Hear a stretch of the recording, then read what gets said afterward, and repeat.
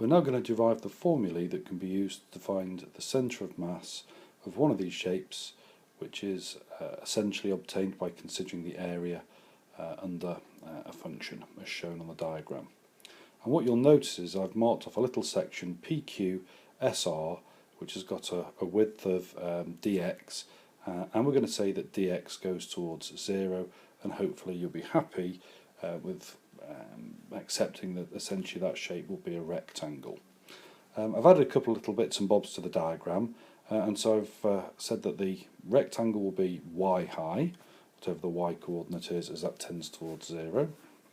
The centre of mass will be at the centre of the little rectangular strip, so that'll be at x comma y over 2, and that particular strip is at a distance of x, the x coordinate, from the y-axis. Okay, so as dx goes towards 0, we're going to assume that this is indeed a rectangle. I should say at this point there are other ways that we can derive these formulae, and there are more robust methods as well, but what we'll do here is more than sufficient for the M3 module. And we're also going to say let rho equal the mass per unit area, and so we're going to say that the mass of my rectangle will be rho times by y dx, y dx being the area of course, times by rho will give us the mass.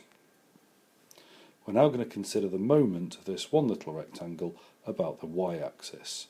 Okay, so it will be the force times by the distance, and so I've taken the mass of PQRS and I've times it by g, and then I've simply times it by the distance x, which is the distance of that particular rectangle, indeed from the y-axis. And what we could do is we could consider all such strips, and if we do that and take the sum of all the moments, we'll get something like this. So sigma with relevant limits in, times by x rho g y delta x, or dx, sorry. Now as dx goes towards 0, what we know is that this will become an integral, so essentially we end up with this expression here. Okay.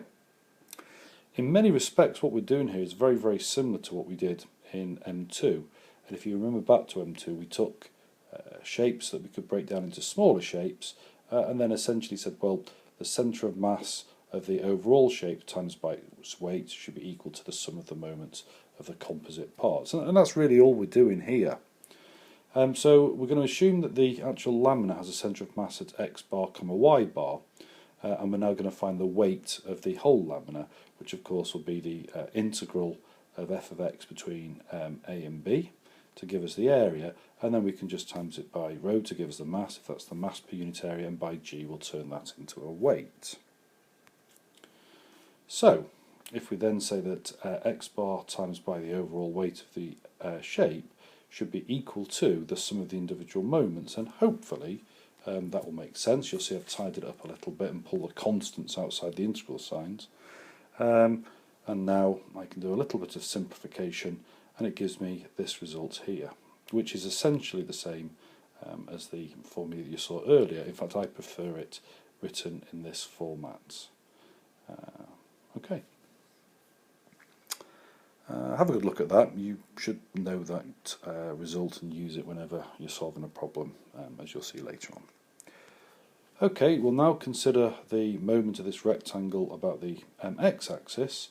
Very, very similar, except the distance of the centre of mass of the shape from the x-axis will be y over 2, so that'll give me this rather cumbersome looking result, but nonetheless y over 2 times rho gy dx, and if we consider the sum of all such rectangles again, then it's going to give us the sigma, which again as delta x goes towards 0 will give us this integral here, and the procedure now is very, very similar to before.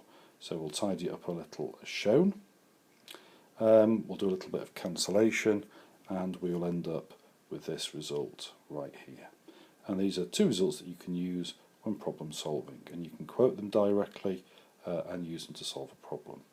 I think you probably should run through this a couple of times yourselves on paper, and you should certainly know these two results.